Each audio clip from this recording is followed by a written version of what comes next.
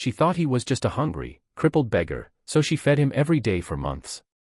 But one afternoon, he looked into her eyes and whispered the words that changed her life forever, "I'm a billionaire." You won't believe what happened next, and why her kindness shook a fortune to its core. If this story touched your heart, give it a thumbs up and don't forget to subscribe.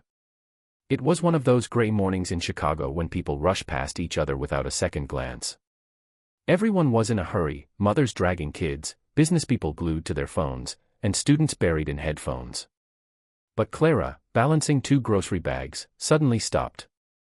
She noticed him, a crippled man, clearly homeless, sitting quietly outside the grocery store. His hands were trembling, and his wheelchair looked like it hadn't moved in days. His face was aged beyond his years, his beard matted, and his coat threadbare. Something tugged at Clara's heart. She wasn't wealthy herself, but her instincts didn't care about that. "Would you like a sandwich?" she asked with the kindest voice. The man looked up, confused at first, then nodded slowly as if unsure whether this was real. Clara handed him a turkey sandwich and a bottle of water. He accepted it with both hands, his eyes filling with tears. "Thank you," he whispered. From that day, it became a silent ritual. Clara made it her mission to bring him food every day after work. No fanfare. No expectations. Just simple, quiet kindness. And little did she know, the man she was feeding was far more than what he seemed. Clara Thompson was the kind of woman most people overlooked. She didn't wear fancy clothes or drive a shiny car. She lived in a worn-out apartment on the edge of the city with her son Toby, who was the light of her life. Life had never been easy for Clara. Her husband had abandoned them when Toby was just 2 years old.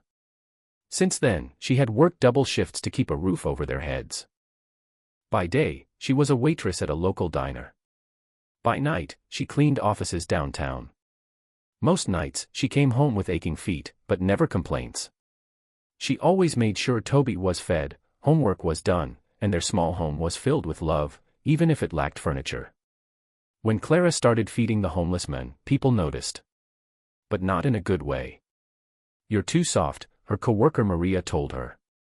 "He's probably just another drunk." Others rolled their eyes. Why waste food on someone who's already lost? But Clara didn't listen. Her heart told her to help. "What if that was me?" she'd say. Or Toby. To the world, she was a nobody. But to one forgotten man on a street corner, she was everything. The man Clara fed was quiet. He never asked questions, never begged, and never tried to tell his story. But there was something in his eyes, a depth that suggested he'd lived through something profound. Every time Clara handed him food, he looked like he wanted to say something more. But the words never came. She called him Mr. because she didn't know his name. He never corrected her. Sometimes he gave her a small nod. Other days, he just smiled, eyes moist. Once, Clara offered him her son's old blanket. He clutched it like a priceless artifact, held it close to his chest, and whispered, "No one's done that for me in years." Clara started to wonder, who was he before the streets? What life had he led? There were clues, his vocabulary was sharp when he did speak, and his posture had a quiet dignity, even in a battered wheelchair. But she never pried. She didn't want to make him feel like a case study or a project. Her kindness wasn't conditional. It came from a place of deep humanity. She simply kept feeding him, showing up, and treating him like a human being. That was all he ever needed. Clara's routine was unshakable.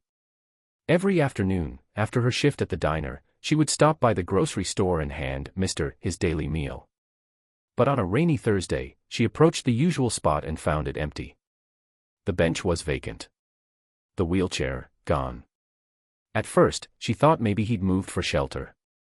She checked the alley nearby, the bus stop, even the back of the store. No one had seen him. She asked the cashier, who shrugged and said, "Haven't seen him all day." Days turned into weeks. Clara kept coming, kept bringing the extra sandwich. But it remained untouched. Her heart sank with each passing day. What had happened to him? Had he fallen ill? Been taken to a shelter? Or worse? People told her to forget it. "He's just a homeless guy," they said. But to Clara, he was more than that. He was someone she cared about. Someone she saw as a friend. She continued her life as best she could. But she never stopped wondering. And she never stopped hoping that one day, he'd come back. Little did she know, the story wasn't over. It was just beginning. 3 months later, Clara's world was turned upside down. She had just returned home from a grueling double shift when she saw the black luxury sedan parked outside her apartment. A sharply dressed man stepped out, holding a leather briefcase. "Miss Clara Thompson?" he asked politely. "Yes," she replied, puzzled and cautious. He handed her a sealed envelope with elegant handwriting on the front, "To Clara, with gratitude." Inside was a letter. Her hands trembled as she unfolded it. "Dear Clara. You knew me as a crippled man who couldn't even speak properly. But once, I was William Hartley, founder of a Fortune 500 company. I left that world behind after betrayal by my own family left me heartbroken. I went into the streets to find meaning. To see who people really are when there's no money or power in the equation. You were the only one who passed the test." Tears blurred Clara's vision as she continued reading. I've made arrangements for you and your son. Consider it my way of saying thank you for treating me like a man when everyone else treated me like trash." She dropped to her knees, overwhelmed. That night, Clara was taken to the Grand City Hotel downtown, a place she had only ever seen in magazines. The man who delivered the letter introduced her to Mr. Hartley's legal team. They explained everything. William Hartley had passed away peacefully in a private care facility just a week ago. But before he died, he updated his will. Clara and her son were now the beneficiaries of a multi-million-dollar trust. Included in it, a fully paid-for penthouse, a brand new car, lifetime health insurance, and a $2 million personal gift.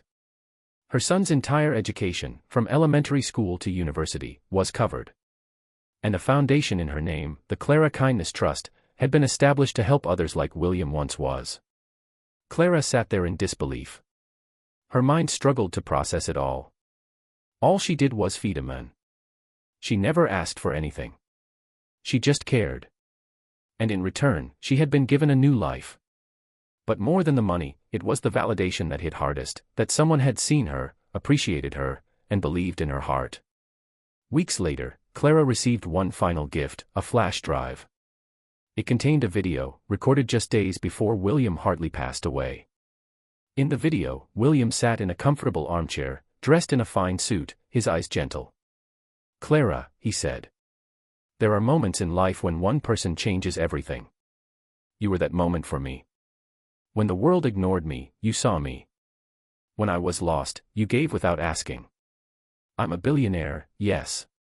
But you're the richest person I know." Clara watched the message with tears streaming down her face. She knew then what she had to do. With part of her gift, she opened a food bank in the city, Mister's Meals. No questions asked. Anyone hungry could eat. Anyone lost could feel found. When asked by reporters why she did it, she smiled and said, "Because you never know who you're helping. The next person you show kindness to might be a billionaire in disguise." And just like that, Clara's whisper of kindness echoed across the world.